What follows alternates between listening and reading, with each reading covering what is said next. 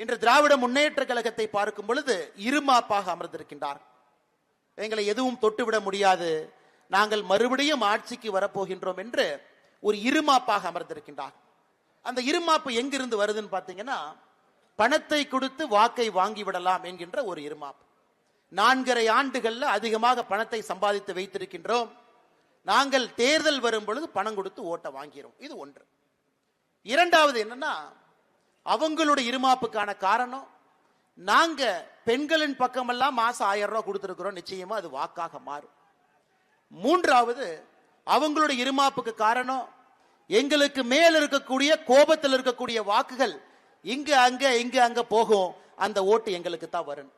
அன்பு சொந்தங்களே, இன்று திராவிட முன்னேற்ற கழகத்தை பொறுத்தவரை ஒரு கண்ணாடி கூண்டிலே அமர்ந்து கல்லெடுத்து அடித்துக் கொண்டிருக்கின்றார்கள்.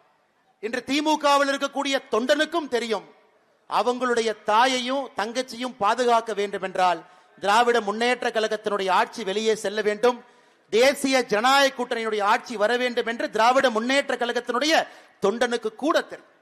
திமுக ஆட்சிக்கு வந்த பிறகு கடந்த 4.5 ஆண்டுகள்ல 88 பேர் கள்ளச்சாராயத்தில் இறந்திருக்கின்றார்கள். வெறும் கள்ளக்குறிச்சியை மட்டும் பார்க்காது, சின்ன சின்ன ஊரிலும் 2 பேர் 3 பேர் 4 பேர் 88 பேர் கள்ளச்சாராயத்தில் இறந்திருக்கிறாங்க. இந்தியாவினுடைய 2வது பெரிய மாநிலம், மகாராஷ்டிராவுக்கு பின்பு தொழில்துறையிலே புரட்சி காட்டக்கூடிய ஒரு மாநிலம். கள்ளச்சாராய சாவு என்பது 88 பேர் 4.5 ஆண்டுகள்ல இந்தியாவில் எங்கேயும் கிடையாது. அந்த அவமானம் நம்முடைய தமிழ்நாட்டுக்கு மட்டும்தான்.